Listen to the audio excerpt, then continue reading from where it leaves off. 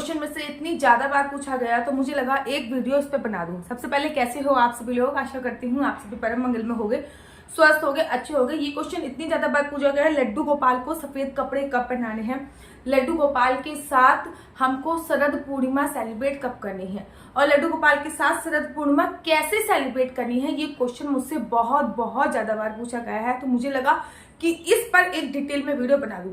आप लोगों को पता है कि शरद पूर्णिमा का जो प्रारंभ हो रहा है वो 16 तारीख को हो रहा है। 16 तारीख को 8:45 के आसपास हो रहा है। मोटा मोटा अगर माने तो 16 तारीख को 9 बजे के आसपास, रात्रि के 9 बजे के आसपास शरद पूर्णिमा का प्रारंभ हो रहा है।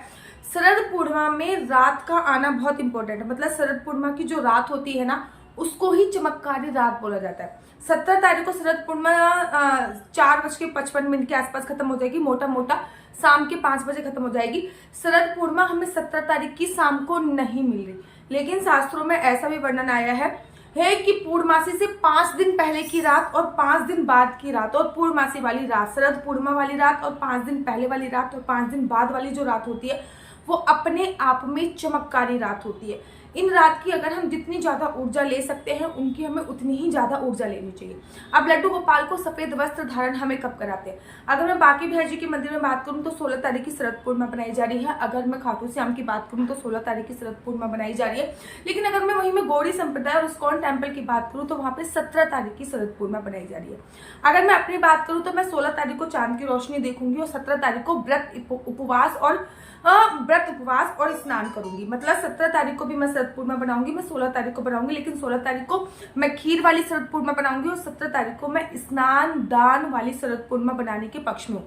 ऐसे में लड्डू गोपाल को सफेद वस्त्र धारण कब कराएं, लड्डू गोपाल को खीर का भोग कब लगाएं, लड्डू गोपाल को चंद्रकला का भोग लगाएं और शरद पूर्णिमा पे लड्डू गोपाल के लिए क्या विशेष कर सकते हैं, ये वीडियो उसी पे आ जाते हैं। सबसे पहले बाकी बिहारी जी की तर्ज पर ही आप लोग शरद पूर्णिमा बनाइए, क्योंकि बाकी बिहारी जी बाल स्वरूप में, अर्थात बाकी बिहारी जी बच्चे हैं, बहुत छोटे स्वरूप में उनकी पूजा होती है। और हमारे बाल गोपाल लड्डू गोपाल भी बच्चे हैं, उनकी पूजा भी बहुत छोटे रूप में होती है। तो लड्डू गोपाल और बाकी बिहारी जी की जो पूजा है वो बाल स्वरूप में बहुत छोटे रूप में होती है। तो आपको 16 तारीख को लड्डू गोपाल को सुबह सुबह उठाना है। 16 तारीख को उठाने के बाद उनको आपको दूध से स्नान कराना है। वैसे तो पंचामृत से स्नान कराने का बड़ा विशेष महत्व होता है, लेकिन मैं शरद पूर्णिमा पर केवल और केवल दूध से स्नान कराने की बात बोलती हूँ। दूध से स्नान कराने की बात मैं इसलिए बोलती हूँ क्योंकि दूध का कनेक्शन चांद से होता है, चावल का कनेक्शन चांद से होता है, श्वेत चीजों का कनेक्शन चांद से होता है और शरद पूर्णिमा में चांद का विशेष महत्व होता है। आप लोगों को पता है शरद पूर्णिमा पे माता लक्ष्मी, शरद पूर्णिमा को कोजागरी पूर्णिमा भी बोलते हैं, महाराष्ट्र में बोलते हैं कोजागरी पूर्णिमा, ताकि जो शरद पूर्णिमा पे रात को माता लक्ष्मी पृथ्वी लोक पर आती है, विचरण कर रही होती है, चांद की रोशनी में पृथ्वी लोक पे वो घूम रही होती है, उनको बहुत अच्छा लगता है। और जो इस समय पे पूजा अर्चना वंदना कर रहा होता है, कहते हैं माता लक्ष्मी की विशेष कृपा उस पर होती है। इनफैक्ट अगर मैं 16 तारीख की बात करूं तो 16 तारीख को एक पर्टिकुलर टाइम, एक मुहूर्त है, जिस टाइम और जिस मुहूर्त पे पूजा करने से आपको लक्ष्मी प्राप्ति जरूर और जरूर होती है। वो टाइम मुहूर्त मैं आपको बता दूंगी नेक्स्ट वीडियो में कि आपको किस टाइम पे लक्ष्मी प्राप्ति के लिए पूजा अर्चना वंदना करनी है, तो आप उस टाइम पे लक्ष्मी प्राप्ति के लिए पूजा कर लीजिए। तो लड्डू गोपाल को आप दूध से स्नान कराइए, सफेद रंग के वस्त्र इस दिन आप धारण कराइए। लड्डू गोपाल के पास आपको बांसुरी देनी है और इस दिन लड्डू गोपाल को चांदी की बांसुरी उपहार में देने से आप पे माता लक्ष्मी की विशेष कृपा मिलती है, लड्डू गोपाल की भक्ति मिलती है। अगर अभी तक आपके लड्डू गोपाल के पास चांदी की बांसुरी नहीं है तो इस दिन जाइए, चांदी की बांसुरी लेके आइए और उनको उपहार में जरूर दीजिए। इस दिन उनको श्वेत कलर के वस्त्र पहनाइए और उनको कमरबंद जरूर पहनाइए। हमारे बाकी बिहारी जी ना इस दिन सफेद रंग के वस्त्र पहनते हैं, उनके साथ 2 सखियां यहाँ पे होती हैं, 2 सखियां यहाँ पे होती हैं, बीच में बाकी भैजी होते हैं। 2 सखियों के हाथ में जल का पीड़ा होता है, 2 सखियों के हाथ में पान का पीड़ा होता है। तो बाकी बिहारी जी को इस दिन बांसुरी धारण कराई जाती है, कमरबंद धारण कराई जाती है। इतने अद्भुत दर्शन होते हैं ना, ऐसा लगता है बाकी बिहारी जी के नेत्रों से ही रस टपक रहा हो। इतने अद्भुत दर्शन होते हैं कि मैं आपको शब्दों में बयान नहीं कर सकती।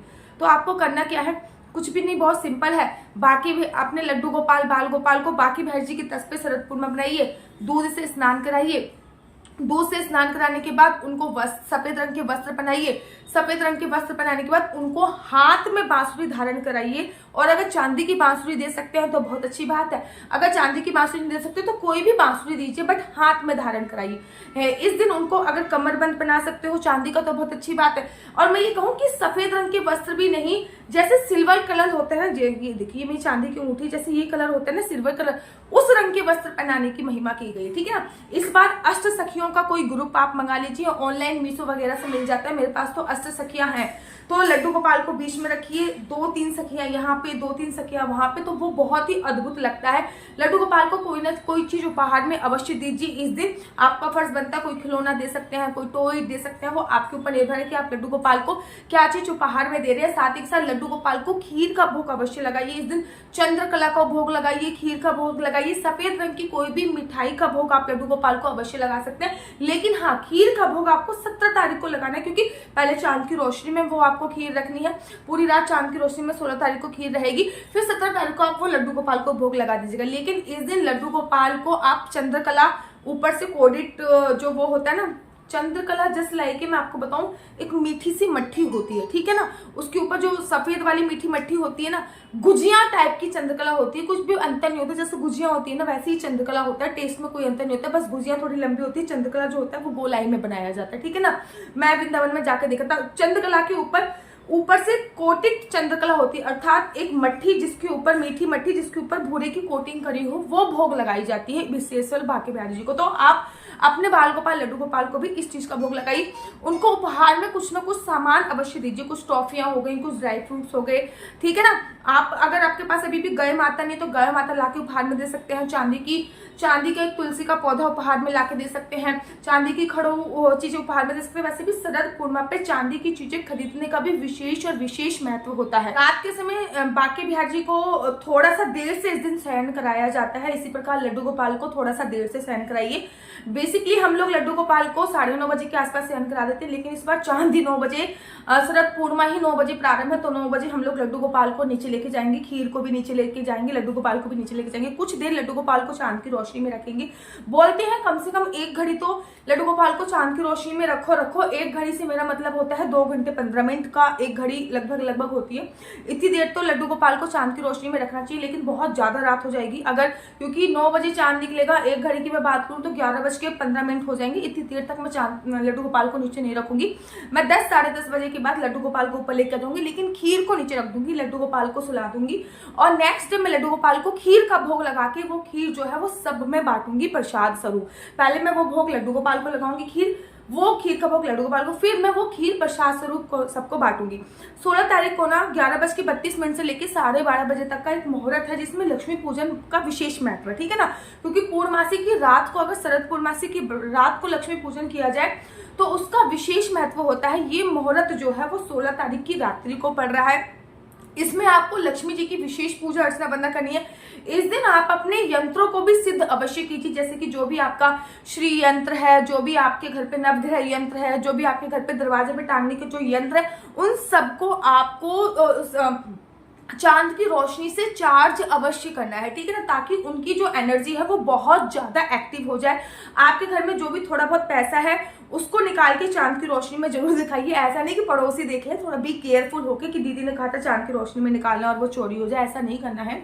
जितनी भी ज्वेलरी है उनको चांद की रोशनी में चार्ज अवश्य कीजिए। चांदी की ज्वेलरी तो चांद की रोशनी में अवश्य और अवश्य चार्ज कीजिए। तो लड्डू गोपाल के जो सफेद रंग के वस्त्र पहनाने हैं, और लड्डू गोपाल के साथ जो हमको लड्डू गोपाल को सफेद रंग के वस्त्र और जो पहनाने हैं वो 16 तारीख को पहनाने हैं। लड्डू गोपाल को खीर का भोग 17 तारीख को लगाना है, एकदम क्लियर है।